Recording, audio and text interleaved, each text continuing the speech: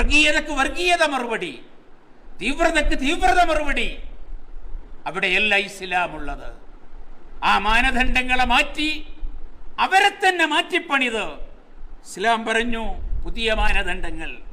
വഇബാദുർ റഹ്മാൻ അല്ലദീന യംശൂന അലൽ അർളി ഹൗന വഇദാ ഖാതബഹുമുൽ ജാഹിലൂൻ ഖാലൂ സലാമാ. വഇബാദുർ റഹ്മാൻ, എന്തൊരു സ്നേഹസമ്പന്നമായിട്ടുള്ള വിളിയാണ് അല്ലാഹു വിളിക്കുന്നത്. ആ പറയുന്നത് പരമകാരുണ്യകന്റെ അടിമകൾ, അല്ലാഹുവിന്റെ അടിമകൾ എന്ന് പറയുന്നതിനേക്കാൾ എന്തോ ഒരു സൗന്ദര്യം. ഇബാദുർ റഹ്മാൻ അല്ലദീന യംശൂന അലൽ അർളി ഹൗന, വിനയാന്വിതരാണവർ, പൊങ്ങച്ചക്കാരല്ലവർ. അവരോട് അവിവേകത്തവർ വിവേകം കൊണ്ടാണ് നേരിടുക. മുസ്തഫ സല്ലല്ലാഹു അലൈഹി വസല്ലം നമ്മെ പ്രാപ്തമാക്കണം.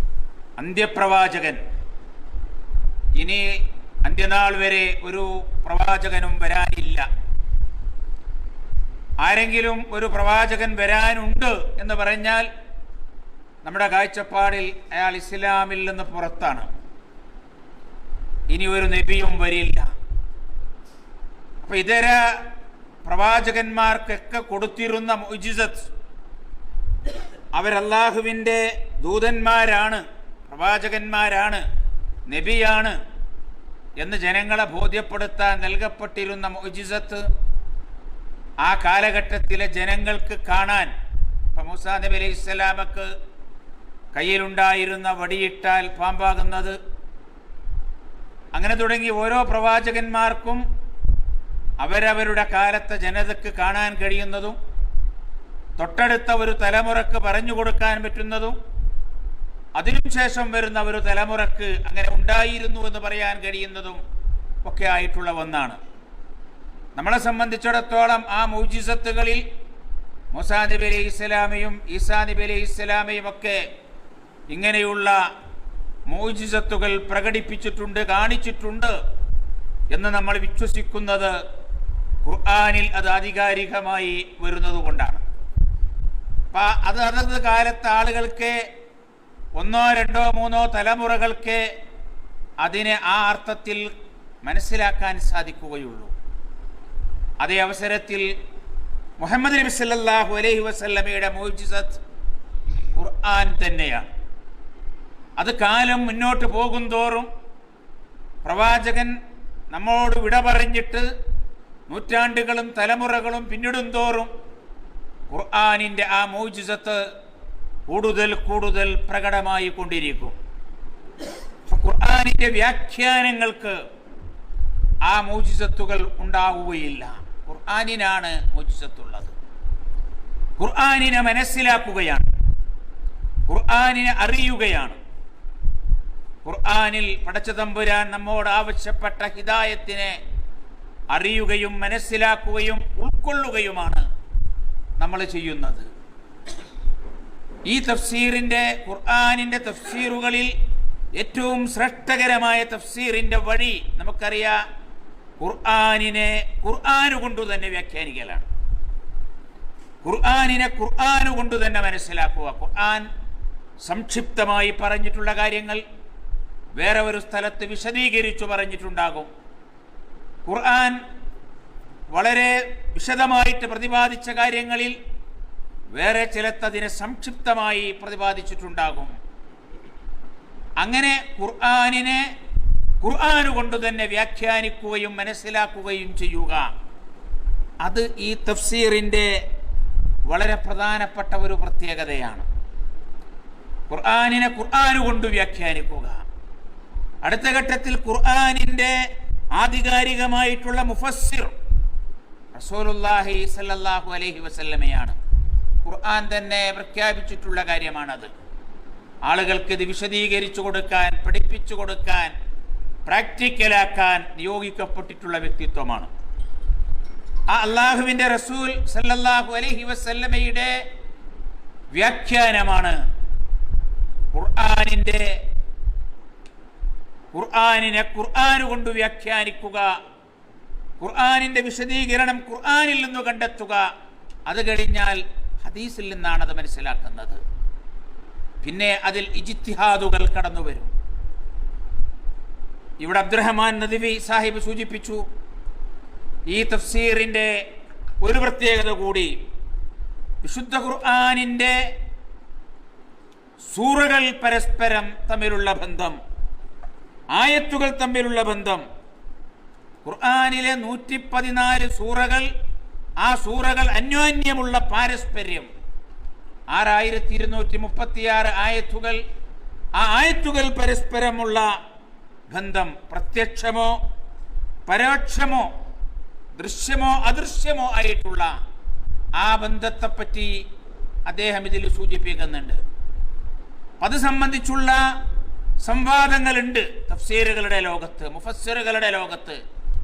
അത് അത്രയും സൂക്ഷ്മമായ കാര്യങ്ങൾ, പലപ്പോഴും വളരെ ലോലമായിട്ടുള്ള കാര്യങ്ങൾ, അതിലൊക്കെ അങ്ങനെ തന്നെ കണ്ടെത്തി പറയേണ്ടതുണ്ടോ എന്ന രീതിയിലുള്ള സംവാദങ്ങളും ചർച്ചകളുമൊക്കെയുണ്ട്.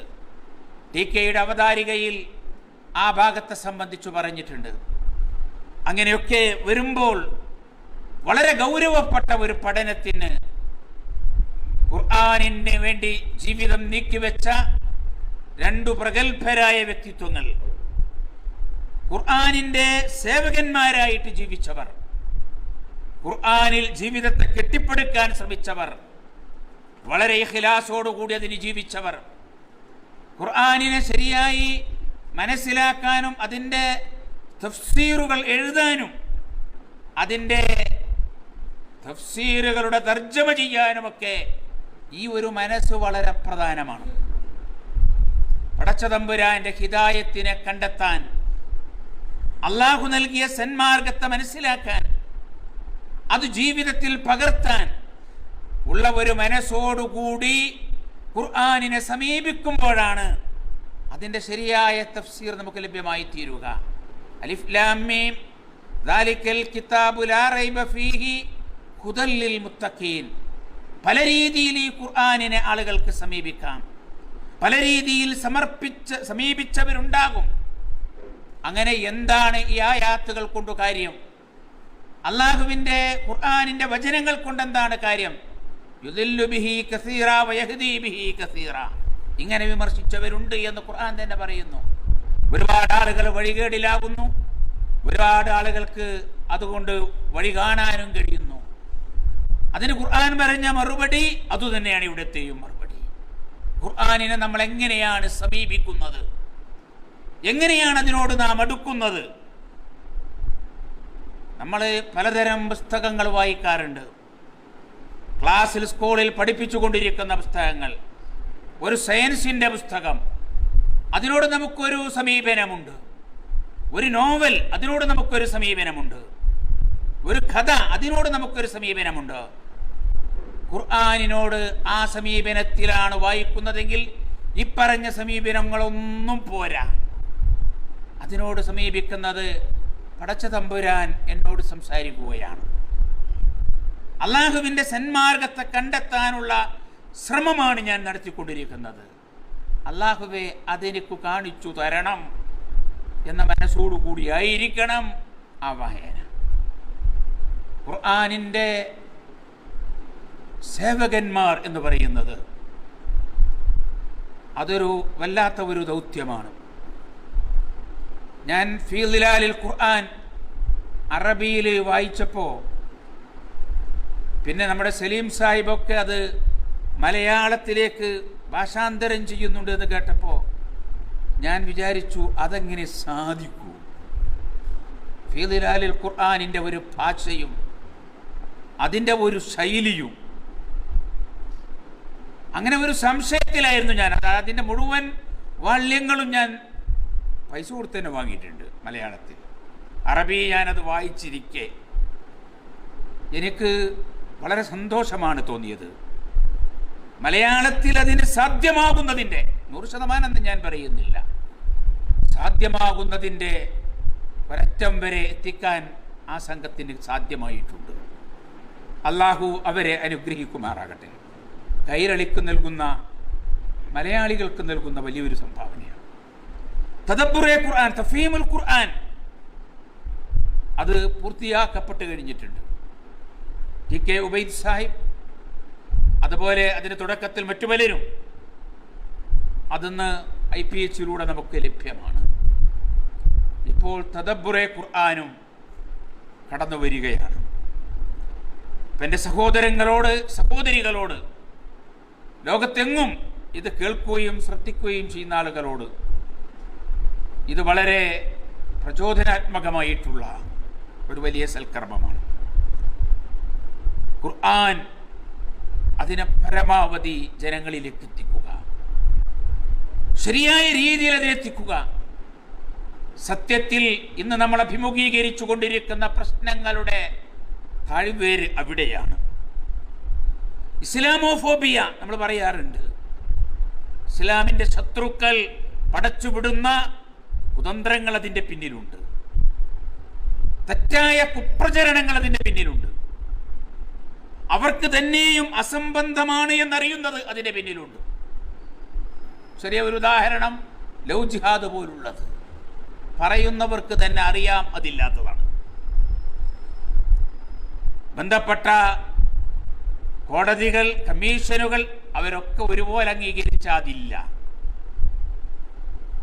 പ്രണയമൊക്കെ നാട്ടിൽ നടക്കുന്നുണ്ട്. അല്ലെങ്കിലും ഖുർആൻ മനസ്സിലാക്കുന്ന ഒരാൾക്ക്, ഖുർആനിൻ്റെ ഒരു വക്താവിന് ആളുകളെ പ്രലോഭിപ്പിച്ച്, പ്രകോപിപ്പിച്ച്, സമ്മർദ്ദത്തിലാക്കി ദീനിലേക്ക് കൊണ്ടുവരിക എന്ന പണി ഇസ്ലാമിൻ്റെ സാങ്കേതിക ഭാഷയിൽ ലഘുവായി പറഞ്ഞാൽ അത് ഹറാമാണ്. ചെയ്താൽ കുറ്റകരമായത്, ഉപേക്ഷിച്ചാൽ പുണ്യകരമായത്. ലാ ഇക്രാഹ ഫിദ്ദീൻ. അല്ലാഹ് ഒന്ന് പറഞ്ഞിട്ട് അതിൻ്റെ അപ്പുറത്ത് പണിയിടിക്കുക. വലസ്ത അലൈഹിം ബിമുസൈത്തിർ. എന്നിട്ട് പെണ്ണ് കാട്ടി, ആണ് കാട്ടി ആളുകളെ, ഇവിടെ ആളെ കമ്മിയൊന്നുമില്ലല്ലോ, അങ്ങനെ കൊണ്ടുവന്നാൽ ഇസ്ലാമിലെത്തും. ഇതെല്ലാവർക്കും അറിയാം. എൻ്റെ വിഷയം ഇപ്പം അതല്ല. ഞാൻ പറയാൻ ഉദ്ദേശിച്ചത് അതിനെ പ്രതിരോധിക്കാനുള്ള ഏറ്റവും ശക്തമായ ആയുധം ഖുർആൻ ജനങ്ങളിലെത്തുക എന്നത് തന്നെയാണ്. എല്ലാവരിലേക്കും ഖുർആൻ എത്തുക. ഖുർആനിൻ്റെ വക്താക്കൾ എന്ന് പറയുന്ന നമ്മൾ അതിൻ്റെ മാതൃകാ വ്യക്തിത്വങ്ങളായി തീരുക. അതിന് ഖുർആൻ പഠിക്കണ്ടേ, മനസ്സിലാക്കണ്ടേ, അറിയണ്ടേ? അൽഹംദുലില്ലാ, ഖുർആനിനെ പരിഗണിക്കാനും പഠിക്കാനും മനസ്സിലാക്കാനും ഒക്കെ ഇന്ന് നമ്മൾ മുന്നോട്ട് വരുന്നുണ്ട്. പക്ഷെ വലിയ അളവിലല്ല, ചെറിയ അളവിൽ, ചെറിയ അളവിൽ. അള്ളാഹുവിൻ്റെ ആയാത്തുകളെ പറ്റി അറിയുക, എന്നിട്ട് അതിനെ അവഗണിക്കുക. വമൻ അളിലമു മിമ്മൻ സുക്കിറ ബിആയാതി റബ്ബിഹി സുമ്മ അഗ്റദ അൻഹാ ഇന്നാ മിനൽ മുജ്രിമീന മുൻതഖിമൂൻ. അല്ലാഹ് ചോദിക്കുകയാണ്, ഇവനേക്കാൾ വലിയ കുറ്റവാളി ആരാണ്? ആരെക്കാൾ?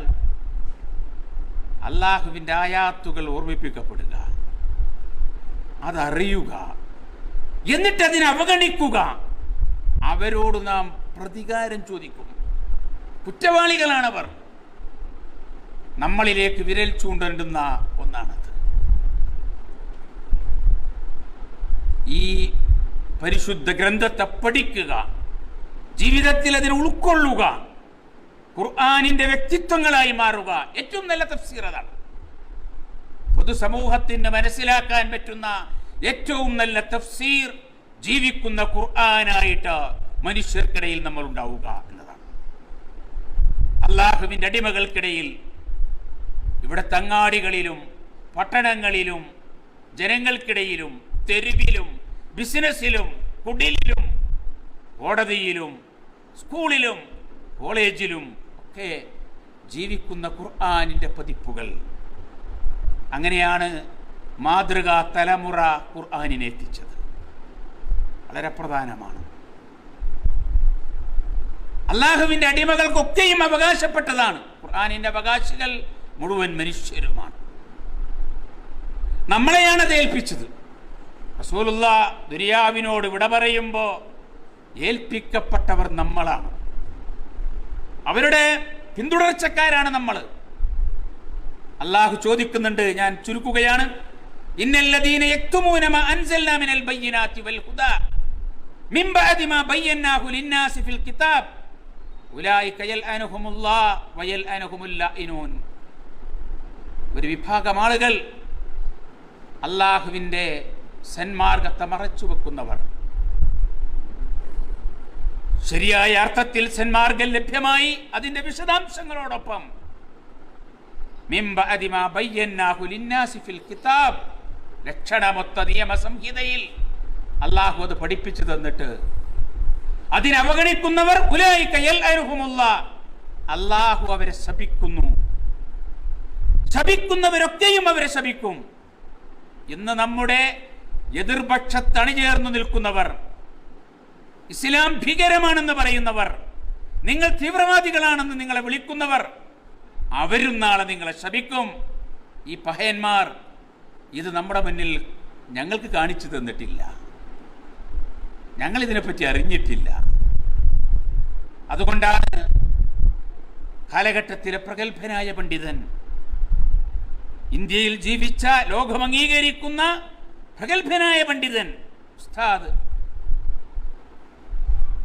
അബുൽ ഹസൻ അലി ഹുസ്നി നദ്വി, അദ്ദേഹത്തിന്റെ ഒരു ഗ്രന്ഥത്തിന്റെ പേര് മാദാ ഖസറൽ ആലം ബിൻഹിതാത്തിൽ മുസ്ലിമീൻ, മുസ്ലിമീങ്ങളുടെ അധപ്പതനം കൊണ്ട് ലോകത്തിനുണ്ടായ നഷ്ടമാണ്, മുസ്ലിങ്ങൾക്കുണ്ടായ നഷ്ടമല്ല.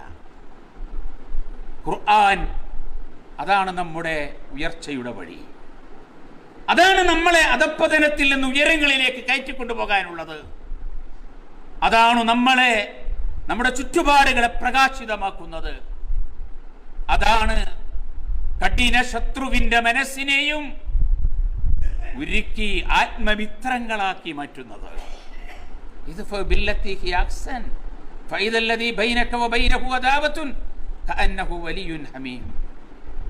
അതാണ് മാനദണ്ഡങ്ങളെ മാറ്റിമറിച്ചത്, പുതിയ മാനദണ്ഡങ്ങൾ ഉണ്ടാക്കിയത്. ജാഹിലിയത്തിന്റെ, അവിവേകത്തിന്റെ, കൂരാക്കൂരി ഇരുടിന്റെ കാഴ്ചപ്പാടുകളെ മാറ്റിമറിച്ച് പ്രകാശത്തിന്റെ കാഴ്ചപ്പാടുകൾ കൊണ്ടുവന്നത്. ജാഹിലിയ സമൂഹം നമുക്കറിയാം, അവരവരുടെ മഹത്വമായിട്ട്, അവരുടെ ഇസ്സത്തായിട്ട് പറഞ്ഞത് അലാ ലാ യജ്ഹലൻ അഹദുൻ അലൈന ഫനജ്ഹല ഫൗക ജഹ്ലിൽ ജാഹിലീന, ഞങ്ങളോടാരും അവിവേകം കാണിക്കാൻ വരേണ്ടതില്ല, വന്നാൽ ഇരട്ടിക്കിരട്ടിയായി അവിവേകം കൊണ്ട് തിരിച്ചടിക്കും. ഇന്നും അതല്ലേ, അവിവേകത്തിന് അവിവേകം മറുപടി, ഇരുട്ടിന് ഇരുട്ട് മറുപടി, വർഗീയതക്ക് വർഗീയത മറുപടി, തീവ്രതക്ക് തീവ്രത മറുപടി. അവിടെയല്ല ഇസ്ലാമുള്ളത്.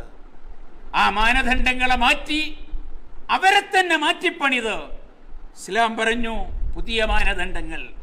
വഇബാദുർ റഹ്മാൻ അല്ലദീന യംശൂന അലൽ അർളി ഹൗന വഇദാ ഖാതബഹുമുൽ ജാഹിലൂൻ ഖാലൂ സലാമാ. വഇബാദുർ റഹ്മാൻ, എന്തൊരു സ്നേഹസമ്പന്നമായിട്ടുള്ള വിളിയാണ് അല്ലാഹു വിളിക്കുന്നത്. ആ പറയുന്നത് പരമകാരുണ്യകന്റെ അടിമകൾ, അല്ലാഹുവിന്റെ അടിമകൾ എന്ന് പറയുന്നതിനേക്കാൾ എന്തോ ഒരു സൗന്ദര്യം. വഇബാദുർ റഹ്മാൻ അല്ലദീന യംശൂന അലൽ അർളി ഹൗന, വിനയാന്വിതരാണവർ, പൊങ്ങച്ചക്കാരല്ലവർ. അവരോട് അവിവേകത്തവർ വിവേകം കൊണ്ടാണ് നേരിടുക. അതിന് ഖുർആൻ നമ്മെ പ്രാപ്തമാക്കണം. ആ വഴിയിൽ തദബ്ബുറെ ഖുർആൻ നമുക്ക് വലിയ കരുത്തേകും, സഹായകരമായി തീരും. റബ്ബ് തൗഫീഖ് ചെയ്ത് അനുഗ്രഹിക്കുമാറാകട്ടെ എന്ന് പ്രാർത്ഥിച്ചുകൊണ്ട് അബ്ദുറഹ്മാൻ നദ്വി സാഹിബിൻ്റെ, എൻ്റെ ആത്മസുഹൃത്തിൻ്റെ ഈ സതുദ്യമത്തിന് എല്ലാ ഭാവുകങ്ങളും ആശംസകളും പ്രാർത്ഥനയും റബ്ബ് ഇത് പൂർത്തീകരിക്കാനുള്ള തൗഫീഖ് നൽകി അനുഗ്രഹിക്കുമാറാകട്ടെ എന്ന് പ്രാർത്ഥിക്കുകയും നിങ്ങളോടൊപ്പം ആ പ്രാർത്ഥനയിൽ ഞാൻ പങ്കുചേരുകയും ചെയ്യുകയാണ്. റബ്ബ് നമ്മെ അനുഗ്രഹിക്കുമാറാകട്ടെ. അല്ലാഹുമ്മ റബ്ബന തഖബ്ബൽ മിന്ന ഇന്നക അൻതസ് സമീഉൽ അലീം വതുബ് അലൈനാ ഇന്നക അൻതത് തവ്വാബുർ റഹീം. ആമീൻ ആമീൻ ആമീൻ ബിറഹ്മതിക യാ അർഹമർ റഹീമീൻ.